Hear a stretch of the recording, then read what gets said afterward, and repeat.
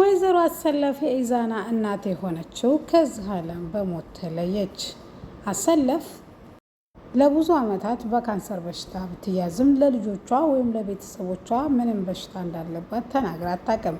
ይባስ ብሎ ደህና እንደነበረችና ከትልቁ ሰው ጋር ትልቅ ሰው ከልጁ ጋር ልጅ እየሆነች ስትጫወትና ቤቱን ስታደምቅ የምትገኝ አሰለፍ የኢዙ እናት ዛሬ በዚህ ድራማ ላይ በህይወት አረፈች። አሰላሙ አለይኩም ወራህመቱላሂ ወበረካቱ።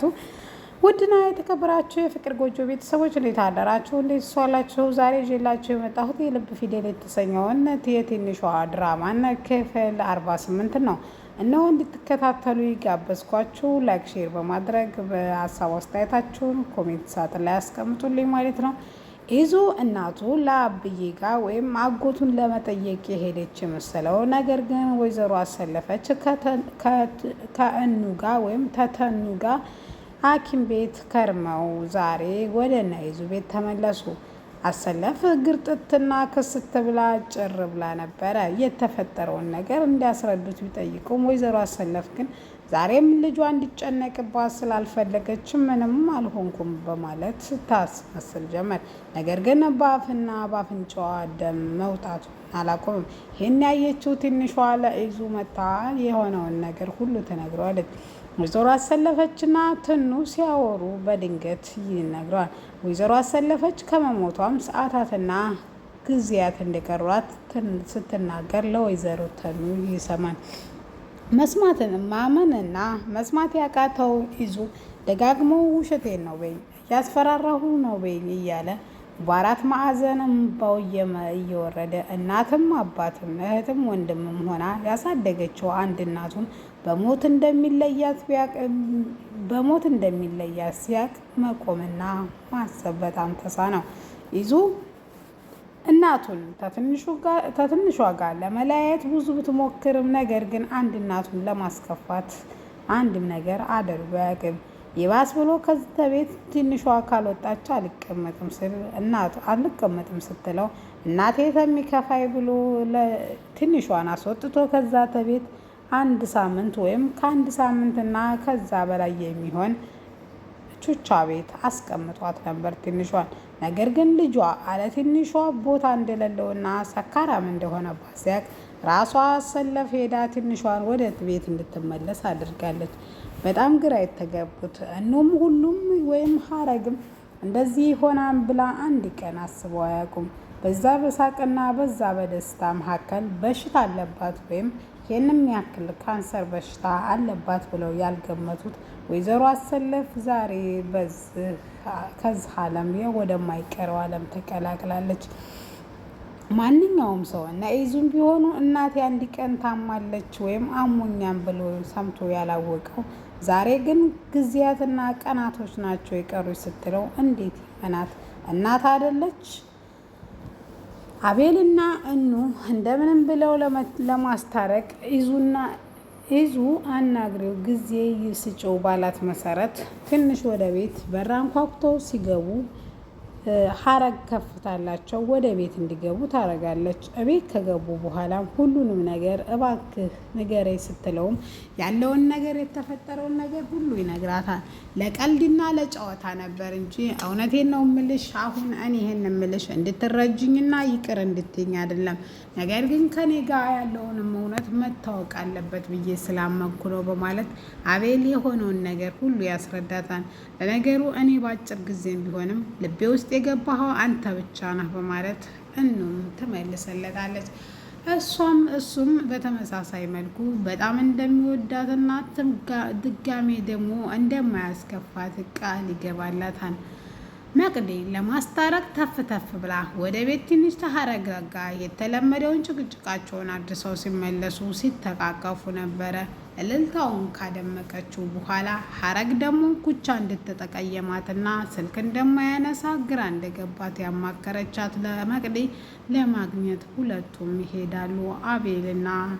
አቤልና መቅዲ ወዳው እንደሄዱ መንገድ ላይ አግኝተው የሆነውን ነገር ሊያስረዳቸው እንዲሞክር ቢጠይቁት ነገር ግን ኩቻ ምንም ነገር መናገር እንደማይፈልግና ወደዛ ድጋሜ ሲጀመር ልታገኛኝ እንዳትሞክር እንዳላት ይነግራታል። መቅዲ ግን በጣም ተናዳ የወንዶች ባህሪ ምንድን ነው? እስከ ጉለትህ እስከ ምንህም የተቀበለችህ አንድ እኑ ናት፣ ሌላ ሰው አይደለም። ስለዚህ ይሄን እስከ ጉለት ሙሉ የሚቀበል ሰው በጠፋበት ዘመን ስለዚህ ልተዋት አይገባም፣ ምን ትላጥባታለህ በማለት ብትለውም እሱ ግን የማያገባትና ሌላ ብዙ ችግር እንዳለበት ቢነግራትም ያን ችግሩን ካስረዳሃይ ጆሮ አለኝ እሰማለሁ፣ እንዴት አሚሮ አለኝ እረዳሃለሁ። ስለዚህ የሆነውን ነገር ሁሉ እንድታስረዳኝ እፈልጋለሁ ብትለውም እሱ ግን ጭራሽ ጥሏት ሄደ። ላቤላ ከሀረግ ጋር ትንሽ እንደተለያዩ ሀረግ የሆነውን ነገር ሁሉ እንዲያስረዳት ቢጠይቅም ነገር ግን ምንም እንዳልሆነና ድጋሜ እንድታገኘው እንደማይፈልግ ከሆነም ደግሞ ተወዳውለው እንደሚያወሩና አሁን በጣም እንደቸኮለ ይነግራታል። እሷም ግራ የገባት ያስቀየመችውን ነገር በተደጋጋሚ ቢጠይቀውም እሱ ግን ድጋሜ እንዳታገኝኝና ከሆነም የምናወራው ነገር ስለ እኔና ስለ አንቺ ግንኙነት እደውልልሻለሁ ብሎ ጥሏት ሄደው አቤላን ስላማከረችው አቤል ደውሎ እንገናኝ ይለዋል። ኩቻም በሰዓቱ ይገኛል ቀጠሮ ቦታ። እሱም የሆነውን ነገር ሙሉ እንዲያስረዳው ቢጠይቀውም አሁን ግን ከሀረግ ጋር መለያየት እንዳለብኝ ስላመንኩ እናንተ የቅርብ ሰዎቿ ስለሆናችሁ እንዳትጎዳ እንድታረጉ ነው ሲለውም ይሄ ለምን እንደሚሆን ቢጠይቀው ለአቤል ራሱ እውነታውን ሊነግረው ፈቃደኛ አልነበረም። ለመነው፣ ምንም ሊሰማው አልቻለም። በዛው ቀጠለ መንገዱን። መቅድን አግኝቶ ሁሉንም ነገር ነገራት። መቅድም ወንዶች ስትባሉ እንደዚህ ናችሁ፣ ሁሉንም ጉድለታችሁን አምኖና አቅፎ ድካማ ጎናችሁንም ጠንካራ ጎናችሁንም የሚቀበላችሁ ስታገኙ ያዙ ልቀቁኝ የምትሉት ነገር አለ። ይሄ ሌባ ሞሽላቃ አሁን እንደ ሀረጋ ያጦሩ ልጅ የት አግኝቶ ነው በማለት ትለበልበዋለች። ስታወሪ ትከርሚያለሽ ወይስ እንሄድ ሲል በቃ አሁን ከሱ ያለውን እውነት ለመስማት ደፋ ቀና ብለን መሄድ አለብን በማለት ወደ ኩቻ ያቀናሉ።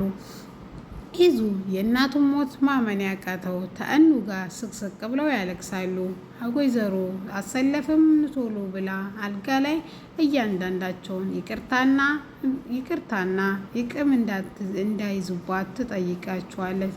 እነሱም ልጆቿ እንደሆኑና ድጋሜ ደግሞ እኮ እንደዚህ የምታረጊው ለልጅሽ አስበሽ እንደሆነ እናውቃለን፣ የተቀየመች ሰው የለም በማለት እኑም በጣም ይቅርታ የእናትሽ አደራ አለብኝ፣ ለልጄ ስል ራስ ወዳድ ሆንኩብሽ አይደል በማለት ትጠይቃታለች።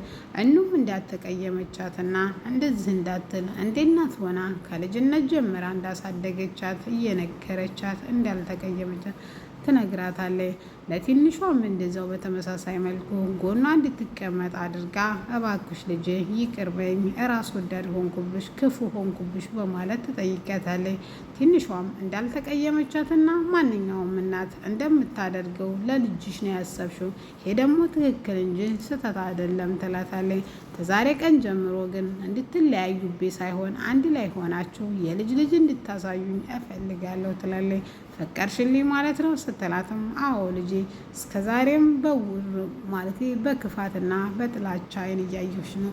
ትንሿ እንዳንቺ አይነት መልካም ልጅ እንደሌለ አብዬ ነግሮ ነበር በማለት ለትንሿ ትነግራታለች። ይህን መስማት ያቃታት እኑ ከዛ ተክፍል ወጣ ከትኑ ጋር ስቅስቅ ብለው ያለቅሳሉ። ያሰለፈች በሽታ ከሰዓት ሰዓት እየተጨመረና እየደከመ ትመጣለች። ሀረግን ማግኘት አለብኝና ይቅርታ መጠየቅ አለብኝ ብላ ያመነችው ሀረግ እንደ ድሮ ትጨቃጨቀኛለች ብላ የጠበቀችው ግርጥትና ክስት ያለችባት አሰለፍ ምንድነው ነገሩ ስትላትም እኔ መሄዴ ነው ይቅርታና ለእስከዛሬው ነገር ላደረግኩልሽ ይቅር እንድትይ ነው የመጣሁት በማለት ትጠይቃት የሆነውን ነገር እንድታስረዳት ብትጠይቃትም እሷም ሰዓታት እንደቀራትና በጭንቅላቷ ውስጥ የደም ካንሰር እንዳለባትና ሁሉንም ነገር ትነግራታለች። ሐኪም ቤት እንድትሄድ ብትጠይቃትም እሷ ግን ሐኪም ቤት ነበር የከረምኩት፣ ከሐኪም ቤት የቀረሁበትም የለም፣ ነገር ግን የመጨረሻ ትንፋሽን ከልጄ ጋር ከኢዙ ጋር ላሳለፍ ብዬ ነው። እዚህ ምድር ላይ ያለኝ እሱ ብቻ ነው። እባክሽ ሀረግ አትለያዩ፣ አንድነታችሁ ብርታታችሁ ነው። ባክሽ ልጄን አደራ በማለት ለሀረግ አደራ ትሰጣለች። ኢዙን ተመልሳም ወደ ቤት መጣም ለሶስቱም ሆና እንዳይለያዩና እህትም እናትም እንድትሆንለት እኑን ትጠይቃታለች። እሷም እንደዛ አትበይ ብትላትም ትኑንም እንደዛው አብዬንም አደራ በሉልኝ በማለት ለተለያየ ሰው አደራ ትሰጥና ከዚህ ዓለም በሞት ትሰናበታለች። ይዙ መስማትና ማመን ያቃተው ስቅ ብሎ እያለቀሱ እያለ ድራማው ይጠናቀቃል። ኔክስት ትንሿ ራሱ እያቅለሸለሻት ነው። ይዙ እንዴት ይቋቋመው ነበር? ትንሿ ከጆሲ እርጉዝ ሆና እናቱን በሞት አጡ። በጣም የሚያሳዝን